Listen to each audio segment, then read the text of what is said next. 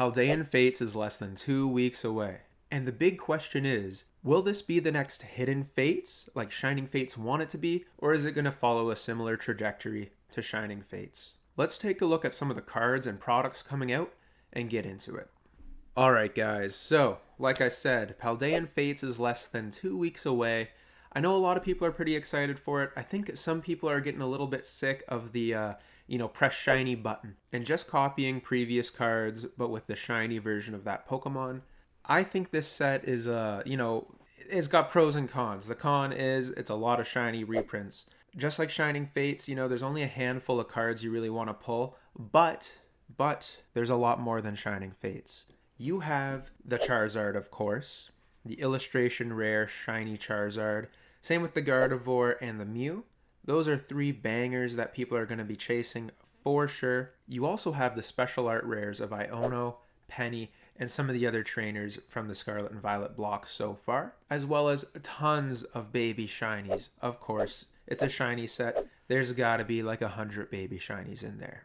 Now, this set comes out January 26th. Pre-orders have been kind of all over the place. I've been seeing them in Canada as cheap as $49.99, but as expensive as $80, which is a big price gap. $30 for an ETB, a $30 difference between $50 and $80. Quite large. Personally, I pre-ordered 2 of those cheap ETBs at $49.99. I'm going to crack those open on release on the channel, and I've also pre-ordered 4 of the Pokemon Center Elite Trainer boxes for my sealed collection. Now, in terms of investability in this set, I don't think it is a good decision to invest immediately. With all of these similar sets like Shining Fates onwards, they have been readily available and printed, quite frankly, out the ass for months.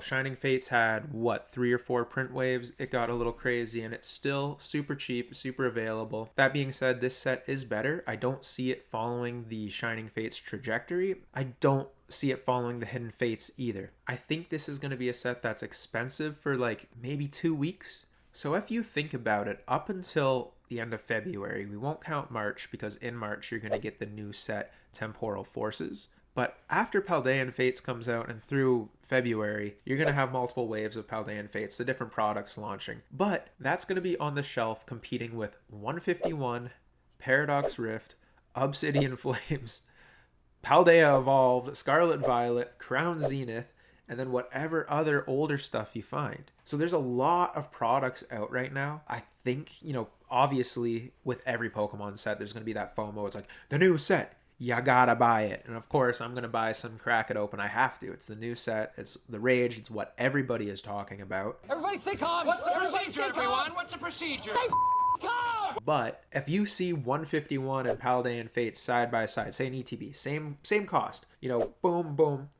Which one are you going to get? I would happily bet that the majority are going for 151. There's a lot of people that just don't really care about the shiny Pokemon. And, from my experiences with these shiny sets, pull rates aren't that great. I know 151, they're not either. But I think a lot of people would rather go for, the chance at the alternate art of one of the original 151, illustration rares of the 151s over an illustration rare of Wiglet or Palmot or something. Those are great Pokemon. Wiglet, maybe not, or Wugtrio, whichever one it is. Maybe not the best Pokemon. Palmot is pretty cool, and I think Palmot's got a lot of fans, and, there's the Charizard, the Mew. Those are big cards. Shiny Gardevoir is super cool. That's my personal favorite. I'd be happy with any, SIR card, but definitely the Gardevoir is top tier for me. So my initial thoughts is the set is good. It's a lot better than Shining Fates. I think it's almost on par with Hidden Fates. I think Hidden Fates will be superior because it was the first of its kind, and typically in this universe, maybe not with every case, but typically the first of its kind usually has it usually doesn't have a successor. Usually it is the best. In this case, they're adding in more older stuff, more things that are more recognizable, where Shining Fates, it was pretty much all Galar region with the Charizard sprinkled in, the baby Suicune and Skyla. They tried to do little bits, but it seemed like they were being very conservative with what they were putting in this set. This set, however, you've got a lot of bangers, and I think they're going to be able to capitalize on a lot of the hype on 151. I know personally, I've been at Walmart and I've met,